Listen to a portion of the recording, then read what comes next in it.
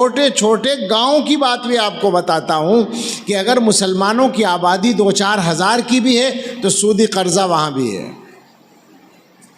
اور ہو کیا رہا ہے؟ ایک سودی قرضہ ہوتا ہے کاروبار بڑا کرنے کے لیے، یہ بڑے کاروباری لوگوں کی مصیبت ہے۔ تو میں صفائی سے آپ کو بتاتا ہوں کہ میری نظر میں ایسے کھرب پتی لوگ ہیں جن کی فیکٹریاں، جن کی کمپنیاں سودی قرضے کی وجہ سے بند ہوئی ہیں۔ میں اپنی آنکھوں سے اس سال میں کم سے کم 4-5 بڑی بڑی کمپنیاں بند ہوتی دیکھ کر آیا ہوں۔ ایک تو ابھی پچھلے ہفتے دیکھ کر آیا ہوں، نام نہیں لوں گا کہاں دیکھا ہے، مناسب نہیں بتانا، لیکن یہ صورتحال بالکل سچی ہے۔